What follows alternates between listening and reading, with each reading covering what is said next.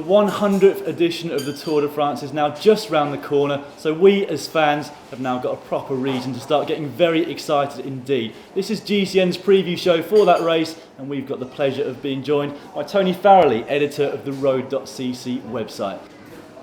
Now, as ever, the Tour de France consists of 21 days of racing. There's going to be 7 flat stages, 5 hilly intermediate stages, 6 high mountain stages, of which 4 are mountaintop finishes, 2 individual time trials and 1 team time trial. That totals 3,360 kilometres of racing, and it's all going to kick off on the island of Corsica on the 29th of June.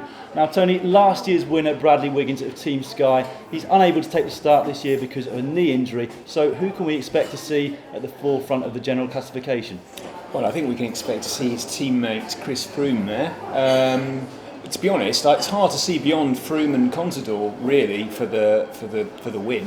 So Chris Froome has been on great form this year. He's almost had a similar lead up to the Tour as Bradley Wiggins. Last year he's won the majority of the stage races. How close do you think Contador can get to him?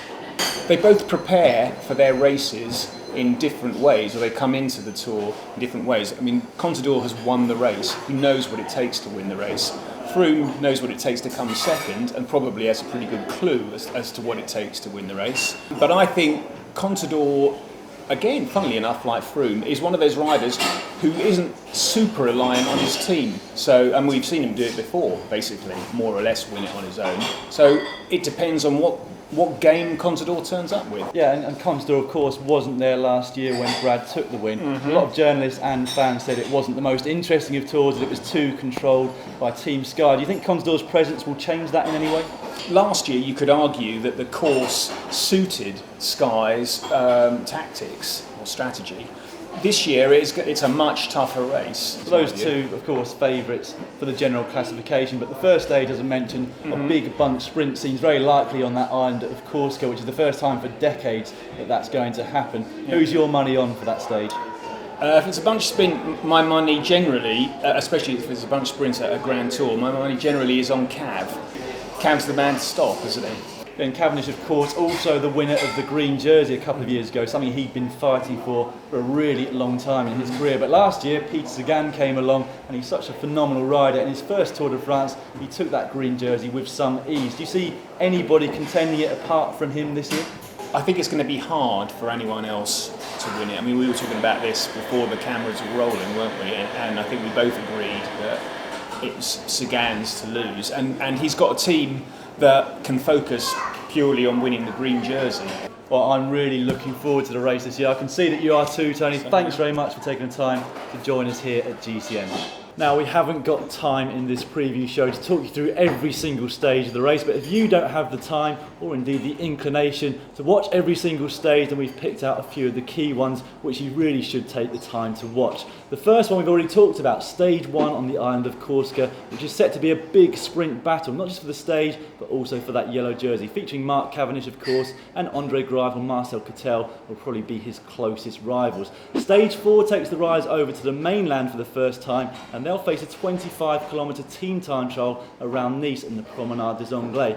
And if you, like me, cannot wait each year for the race to hit the mountains, this year we don't have to wait too long, because on stage 8 we get our first mountaintop finish up Axe Trois de Man. It's not the hardest stage of this year's race, but it is quite similar to La Planche de Belfi, which they tackled last year, where Chris Froome took the stage and Bradley Wiggins went into that yellow jersey, which he never lost again. Looking towards the second week, we get the first individual time trial on stage 11. It's 33 kilometres and it looks to have Tony Martin's name written all over it, but it will be a big opportunity for Chris Froome to land a blow against his key GC rivals. And that second week ends with the highest mountaintop finish of this year's race, the fearsome Mont Ventoux. Not only is it the highest mountaintop finish, it's also the longest stage of this year's race. Moving into the final week, and this year's Tour de France really is weighted towards that third week of the race.